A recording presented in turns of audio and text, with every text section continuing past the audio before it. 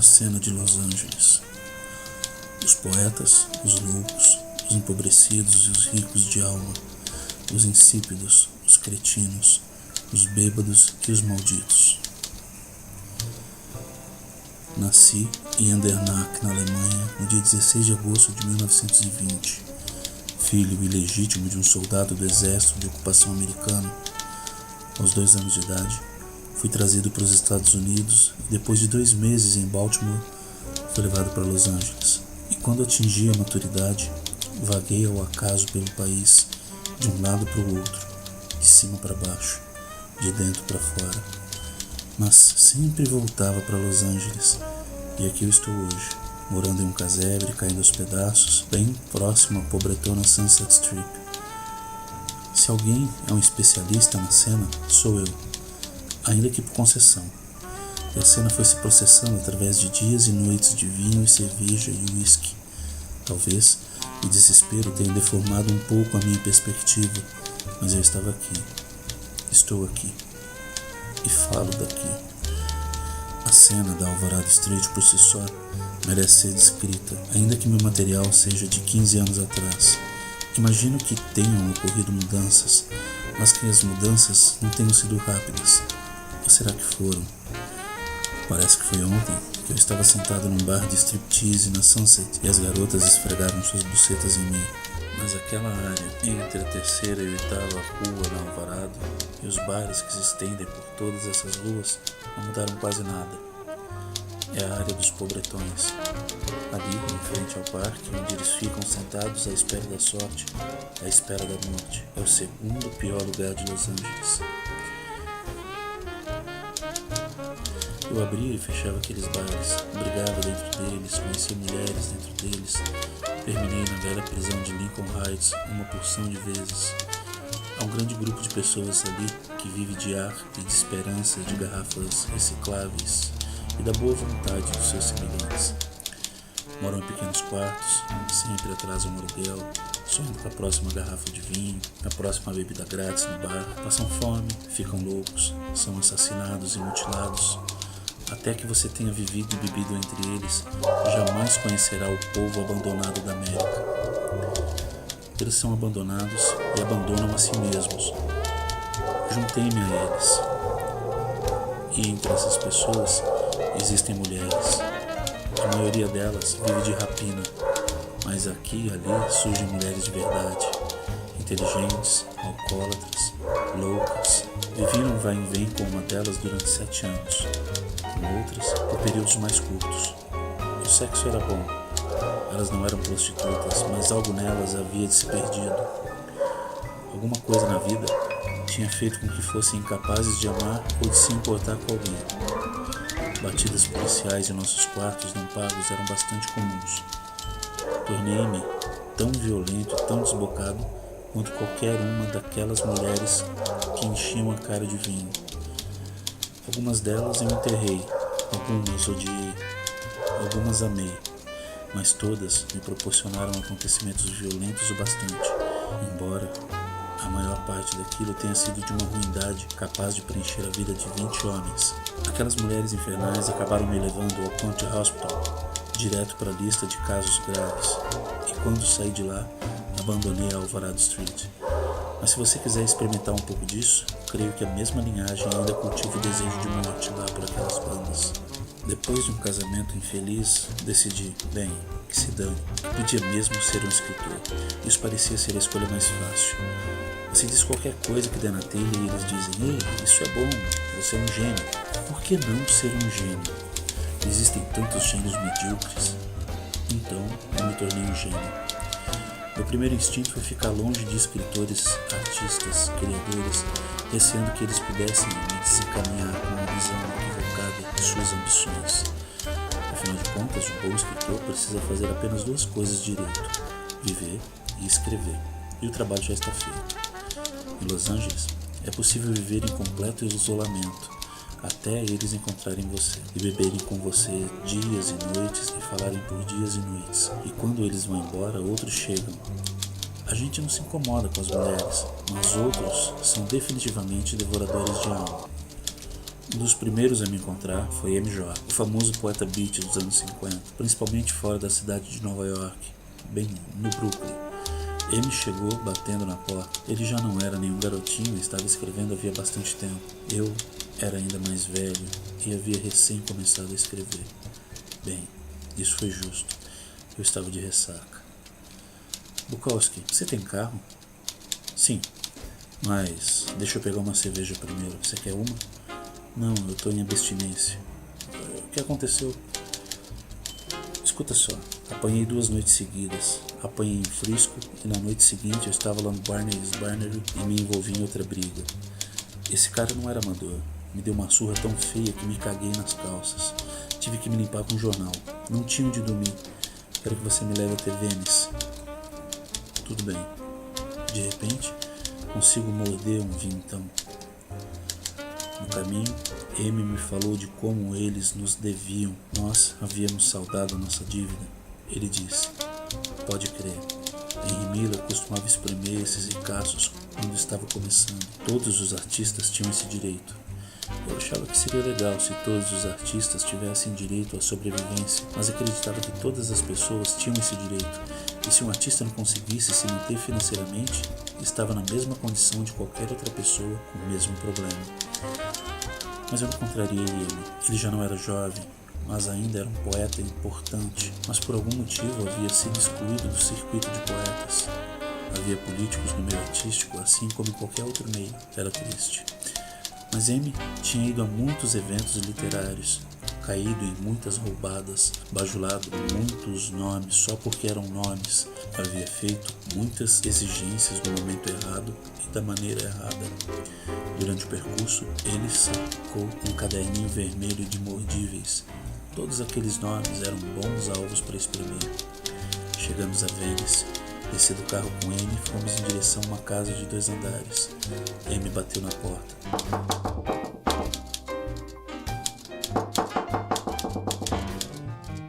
O garoto apareceu.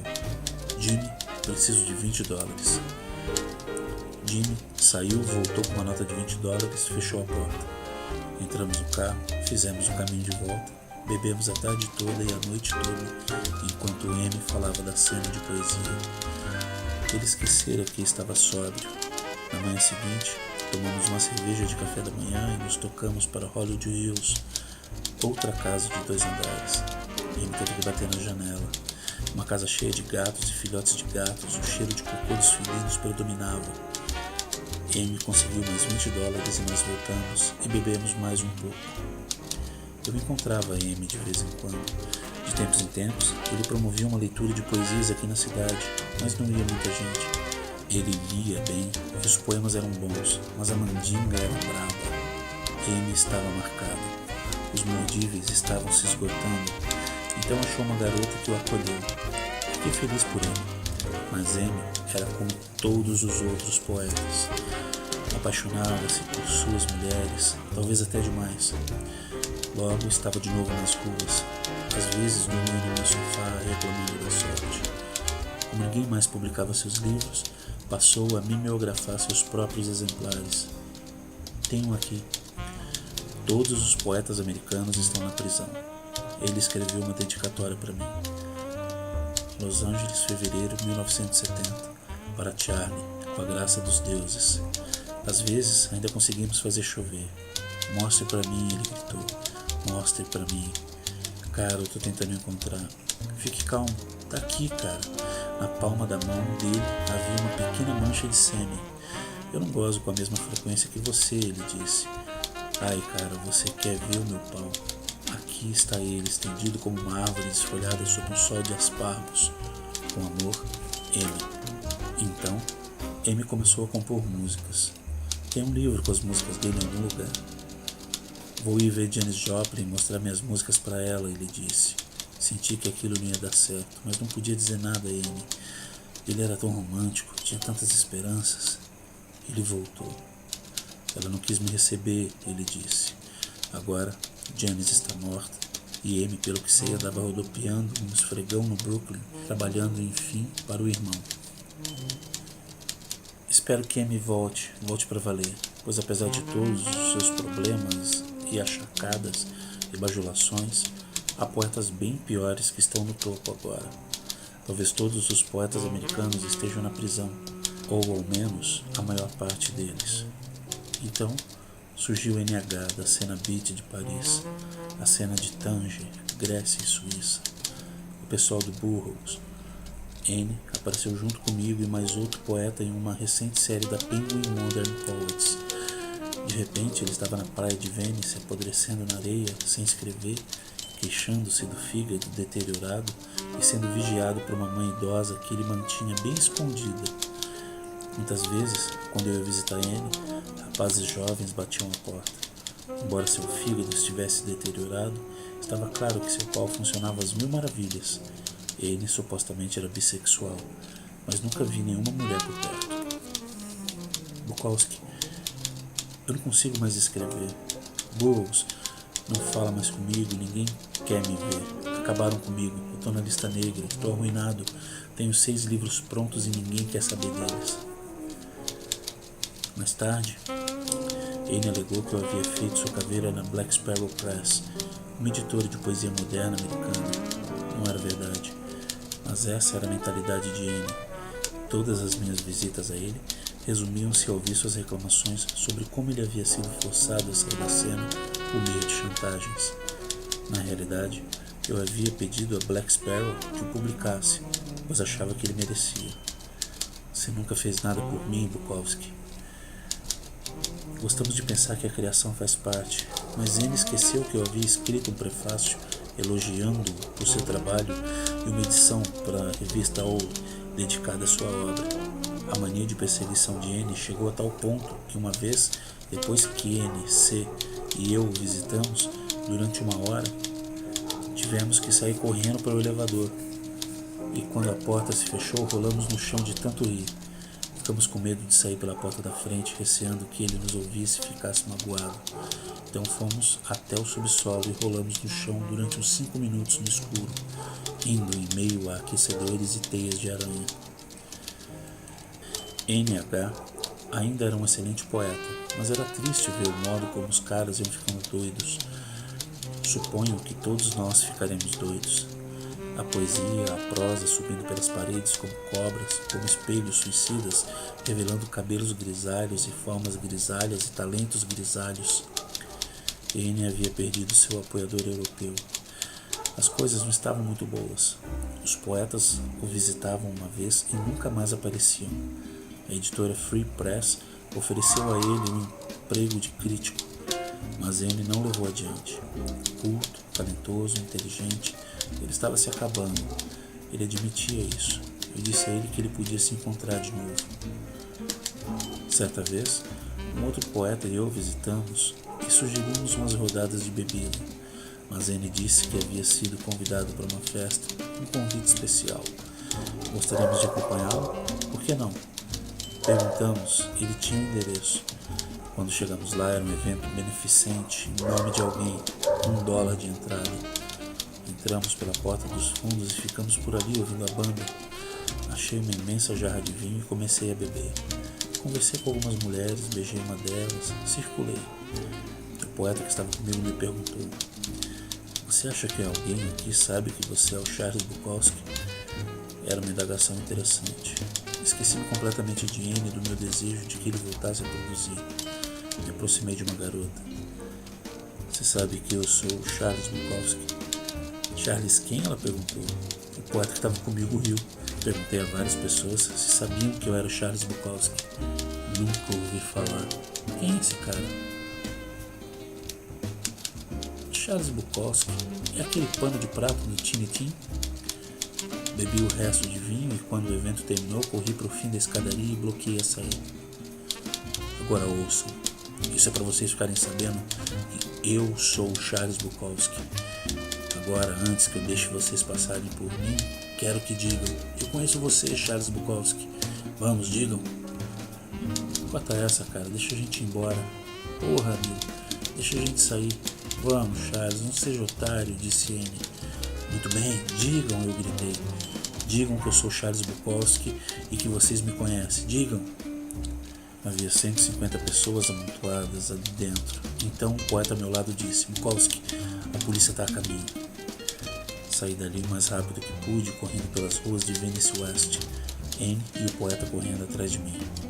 Sim, assim como Anne, eu também havia visto dias melhores, mas ouvi dizer que ele estava preparando um grande retorno. Estava indo para Frisco e lançando uma revista. Perdi o folheto, mas creio que ele esteja publicando Ginsberg, Ferlinghetti, McClure, Burroughs, todos esses caras. Finalmente, ele havia se afastado da Rose Avenue. Ali perto daquele estacionamento, os hippies cretinos sentados nos bancos de cimento, passando fome, vagabundeando, tentando roubar coisas daquela loja judaica de conveniência e esperando Tim Leary dizer a eles: caiam fora. Do quê? Leary não está lá. Só as gaivotas e a espera e nenhuma criação. Havia também Mad Jack, o pintor. Uma mulher estava tomando conta dele. Uma mulher jovem que morava numa casa muito grande. Jack tinha todo o porão só para ele, suas telas espalhadas no chão de cimento. Acho que eram bem boas, feitas com pinceladas de tinta indiana preta e tonalizadas com essas bolhas amarelas aplicadas com pincel. Havia centenas delas e quase todas eram parecidas. Jack sempre levava uma garrafa de vinho no bolso, vinho do Porto. Estava sempre bêbado ou se embebedando. Raramente tomava banho, e o muco que escorria do seu nariz secava, formando crostas pretas sob seu lábio e sua boca. Até a barba era suja e ele falava gritando, sempre algo melodramático e um pouco estúpido. Eu tinha que beber para aguentá-lo.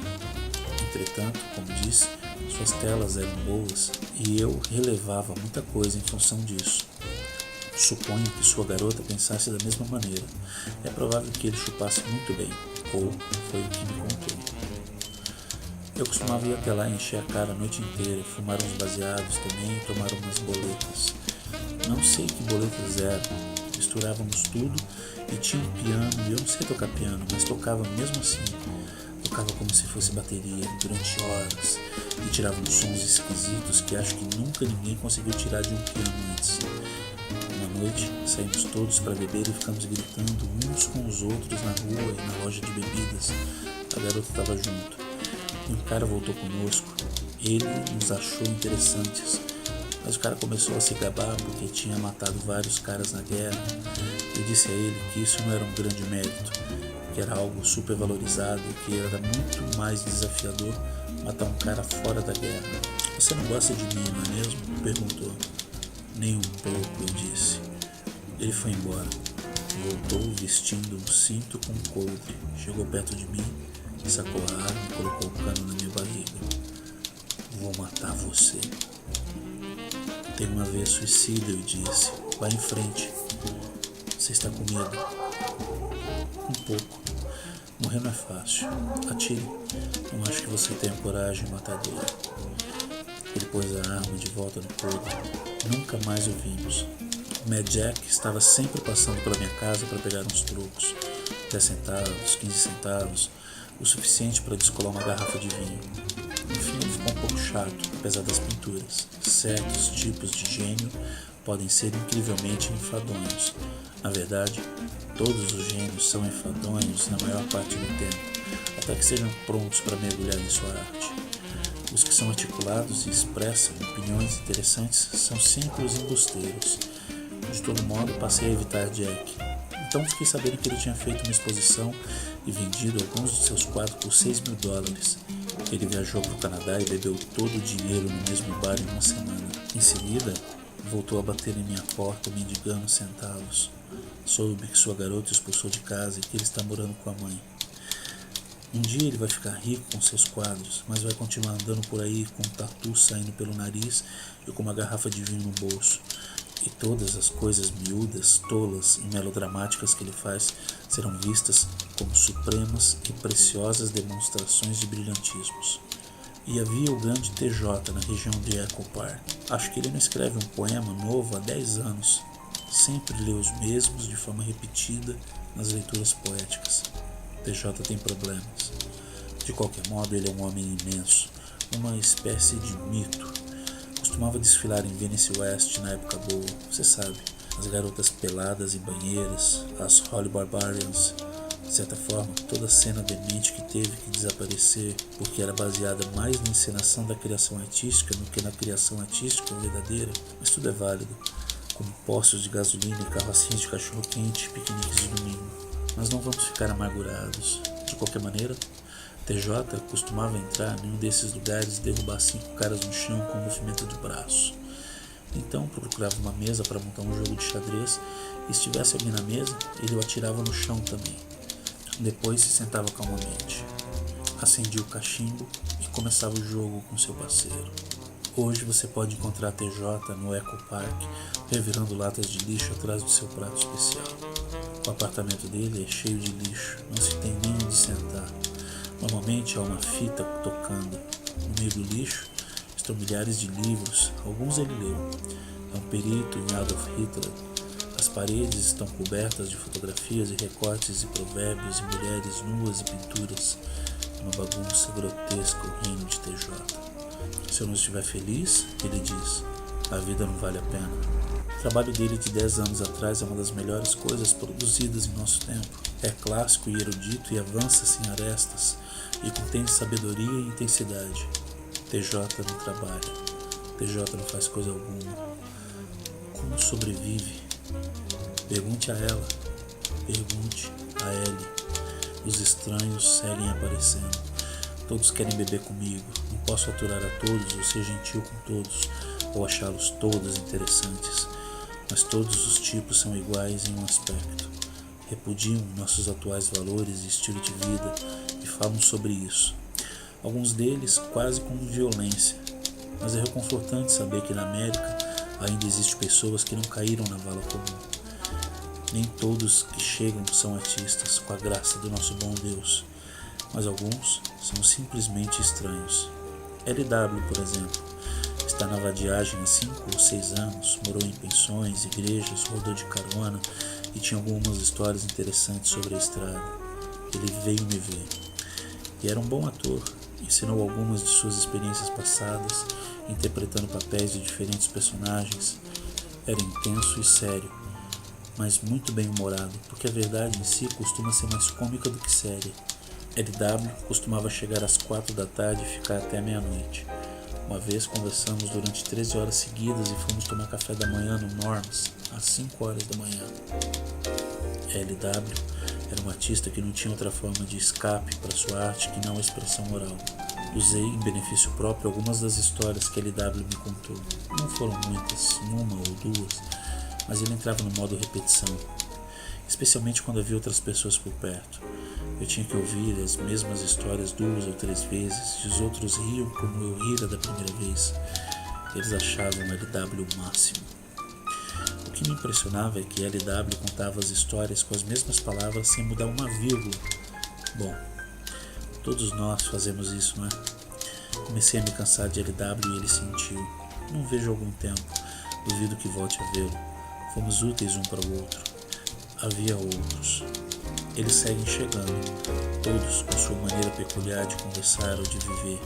Recebi alguns sujeitos bacanas, aquelas figuras de Los Angeles, e suponho que continuarão aparecendo. Não sei por que as pessoas trazem a si mesmas em minha direção. Nunca vou a lugar algum. Quando me aparecem sujeitos enfadonhos, me livro deles rapidinho. Eu só estaria maltratando a mim mesmo se fizesse o contrário. Minha teoria é que se você é gentil consigo mesmo, será gentil e sincero com os outros, até certo ponto. Los Angeles está repleta de pessoas estranhas, acredite em mim. Tem muita gente por aí que nunca pegou uma freeway às 7h30 da manhã ou bateu um cartão de ponto, ou mesmo teve um emprego e nem pretende ter, não consegue, não quer, prefere morrer a viver da maneira convencional. Em certo sentido, cada um deles ou cada uma delas é genial à sua maneira, lutando contra o óbvio, nadando contra a corrente, enlouquecendo, curtindo maconha, vinho, uísque, arte, suicídio, qualquer coisa que fuja à equação comum. Ainda levará um tempo até que eles emparelhem conosco e nos façam ficar quites. Quando você vira o edifício da prefeitura no centro da cidade e todas aquelas pessoas finas e bem vestidas, não fique melancólico. Existe uma verdadeira multidão, uma raça completa de pessoas malucas, famintas, bêbadas, excêntricas e incríveis. Já vi muitas delas. Sou uma delas. Haverá mais. Essa cidade ainda não foi tomada. A morte, antes da morte, é uma coisa doentia. Os estranhos seguirão firmes. A guerra não terminou. Obrigado.